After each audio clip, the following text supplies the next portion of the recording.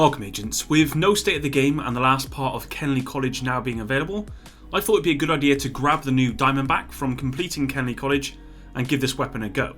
Now first off, I think the Diamondback looks very cool, albeit a little bit surprising and maybe not fit in with the Division 2 theme. Of course, this is a personal preference and I know a lot of people will not like this style of weapon at all, which I completely understand, but I just think this really does look like an exotic weapon. The Chatterbox, for example, is basically a reskinned P90 and to me doesn't really look like an exotic, but I think this Diamondback does, so top marks for design. Putting that aside, how good or bad is the weapon though? Let's run through the list of things that I've noted. The Shedding Skin talent is very strong. So as you can see, Shedding Skin has both a drawn and holstered talent. The drawn talent says, whilst drawn, each time a round is loaded, gain plus 20% bonus armor for 3 seconds. Now let's take a 300,000 armor build, which in the current build of the game is reasonably achievable with the right amount of armor percentage attributes equipped. Now every time you load a round, you gain 20% armor, which would be 60k extra armor if we had 300k as the base value. Now I tried to test whether the extra 20% armor following the first 20% would be on your base armor, i.e. the 300,000 in this example, or on your new armor value, i.e. the 360k armor. But I've not been able to find out, so if anyone knows, please leave it in the comments. Now, why is this important? Well, if it's on the base value, then it would just be 300k plus 80%, which would be 540k armor. Very strong, obviously. Now, I've used 80% because the buff only lasts 3 seconds, but the total reload time on the Diamondback is 3.4 seconds, so you'll never actually hit the 100%. Now, if the extra 20% is based on the new value, well, then it would be 300k plus 20% 4 times, which would be a total armor amount of 622k. So the difference is quite considerable.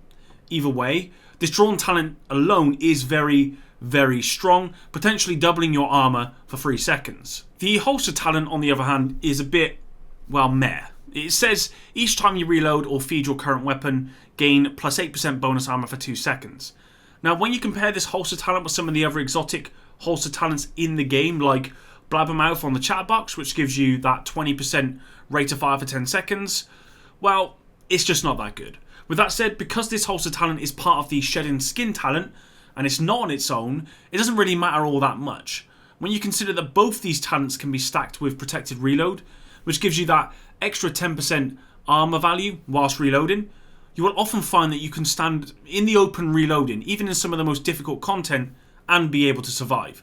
All in all, the Shedding Skin talent is really, really good and probably the best part of this weapon overall. Alright, so I'm putting both the first 2 talents as good and bad, and I'm going to explain why.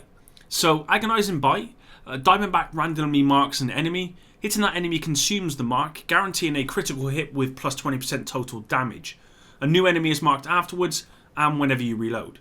Deep Fangs, after hitting 5 marked enemies, gain plus 50% reload speed, plus 20% total damage, and all shots fired are guaranteed critical hits for 10 seconds. So Agonizing Bite is interesting, and it reminds me a lot of Sentry's Core from the Division, and it is really strong in PvE. And I say PvE because from my testing, this weapon just simply does not perform very well in PvP. Even when you can consistently hit headshots, just the whole makeup of this weapon isn't really for a PvP sake, it is very much for PvE. In PvE, however, it's quite simple to hit your marks, as I was saying. The drawback is that often you'll find that the marked enemy will be behind cover and will never actually come out, which can be quite frustrating, so that's a negative for me. My recommendation would be that it marks more than one enemy, so we have a choice, and it could possibly avoid this issue. If you've got any other better suggestions, then please let me know. So hitting those marks guarantees a critical hit with plus 20% total damage, meaning that any build, even without decent damage, will see this weapon do very strong numbers in damage because you get an extra 20% damage plus it's a critical hit as well. It's worth noting that your skills can actually proc Agonizing Bite, meaning the Diamondback is actually very good with skill builds in PvE. So you hit 5 marked enemies and you proc Deep Fangs, giving you plus 50% reload speed, 20% total damage, and all shots fired are critical hits for 10 seconds. This again is very, very strong talent, but you will find that often when Deep Fang procs, there will be very few, if no NPCs left for you to actually use it against. So a lot of the time you'll just be standing there with this buff, but you can actually use it. And this is where I'd like to see a change. I think it should be changed to your next 5 shots are guaranteed critical hits. Now I think this is better because that way you will always get the use of this talent rather than relying on NPCs spawning. I think it would just make the weapon feel more rewarding because it does feel very strong when you proc Deep Fangs and you start slaying enemies. It feels very good, but it's frustrating when you can't actually use it because there is no NPCs to actually use it against. Another issue I have with this talent is I don't like that you really only get kind of an audio cue when this buff is active. Yeah, your weapon shines a little bit, but it's very easy to miss. Now this might just be a me problem, but I generally play a lot without audio, and the visual cue to me, it's not visual enough. The same can be said for the marking of NPCs. I'm not sure I like how it shows you the marked enemies, especially when you consider how it looked in the Division, where you'd have the mark on top of their head. I think it was much clearer then in the Division and a lot less messy than it is this time around. So I like to see this change as well. My biggest gripe with this weapon, and it's not even the weapon itself, but the method of obtaining it. I've said before that I do not think the first Expedition has lived up to its hype, and I absolutely stick by that.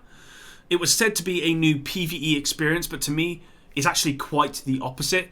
If we're talking about a new PvE experience in respect to the Division, then maybe. But as a whole new PvE experience in general, then no, it's not. You know, you've got to capture this point, hold this point for 5 minutes, find this thing, etc. I do think Kenley College looked beautiful, and so does the whole site, but I just didn't think there was a lot there, you know. There's no point in having something that's beautiful with nothing behind it. You know, you could have the hottest woman in the world, but if she's got no personality, then it's not going to last forever. It's going to be 5 minutes and you're done. So that's probably a really bad analogy, but you see where I'm going with this.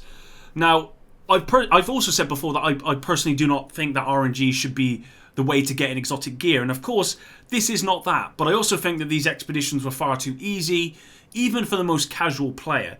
There's nothing exotic about a weapon that can be obtained by anyone who's got 45 minutes without any real effort, and that's my biggest problem with this weapon. Overall though, the weapon itself is fun, it's different, and you do have to actually play a certain way to use this, which I actually really like. I like the fact that it makes you play a certain way that you don't play with other weapons, because that to me makes it, you know, an exotic. It makes it what it is.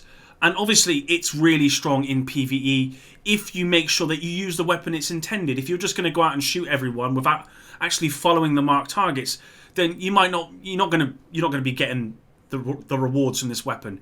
If you follow what this weapon expects you to do in respect of its talents, if you shoot your marked enemies and you proc Deep Fangs often enough, and you get to use it against NPCs, you're absolutely going to fall in love with it, because it is very, very strong. And as I said, with skill builds, it's very, very strong, because you could have, you know, a drone or something that will proc. As I said before, it will actually proc your talents on this. It will proc Agonizing Bite, so that you can get those marks more quickly, and you can get that buff more often. Actually, what you'll find a lot of the time is that buff is up very, very often, a lot of uptime on that buff, and that just feels very, very strong. So this is, for me, this weapon works perfectly with a skill build. It works good without one anyway, but it works well with one. With that said, if you do want to ensure the sort of most survivability, because I said before that it doesn't really work well as a secondary weapon, because its holster talent only gives you that sort of 8% armor for 2 seconds, and other holster talents will be much stronger. You know, with that said though, if you want to ensure that you stay alive the most and you want to get the most armor, stacking this with Protective Reload actually works really, really well. You know, you get that sort of 18% extra damage, 18% extra armor, which, you know, is quite a lot. Now, I'm going to leave you with some gameplay of this weapon so you can see it in action for yourself. That's the end of the video. Thanks very much for watching, guys, and until the next one, Epic out.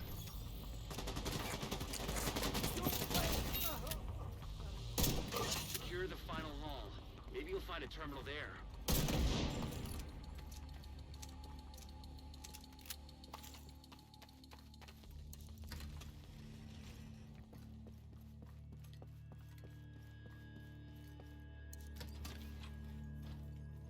finish mopping up these assholes and let's see what we can find.